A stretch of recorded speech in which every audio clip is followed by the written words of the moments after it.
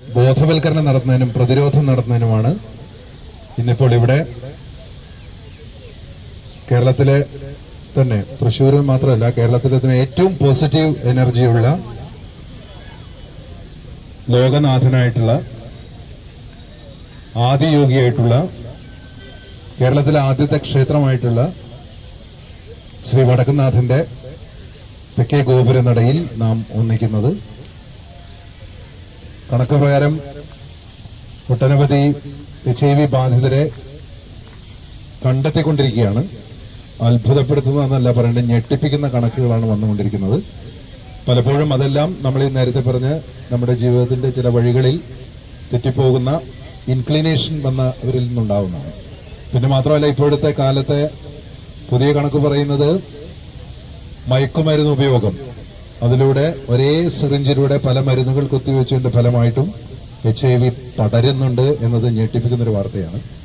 ആരോഗ്യമുള്ള ഒരു സമൂഹത്തെ വാർത്തെടുക്കാൻ വേണ്ടിയാണ് നാം ഇതുപോലുള്ള പ്രതിരോധങ്ങൾ സംഘടിപ്പിക്കുന്നത്. HIV-ക്കെതിരെ പ്രത്യേകിച്ച് ഏറ്റവും വലുത് ആരോഗ്യമാണെന്നും നമ്മുടെ ശുദ്ധിയാണെന്നും ശുചിത്വമാണെന്നും നമ്മളെ വീണ്ടും വീണ്ടും ഓർമ്മപ്പെടുത്തുകയാണ്.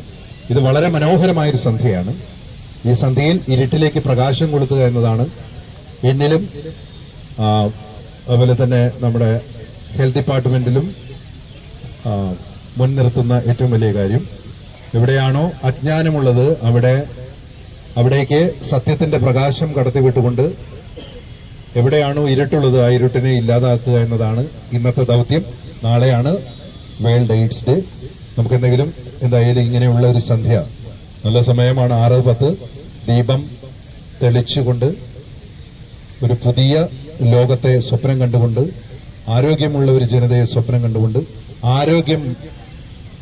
അസുഖം ബാധിച്ചവരെ കൂടെ നിർത്തിക്കൊണ്ട് നമുക്ക് പ്രതിജ്ഞ എടുക്കാം.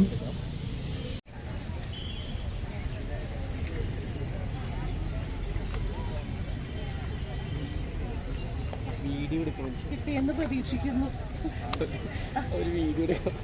കിട്ടിയോ? ഓർഡർ കിട്ടില്ലേ?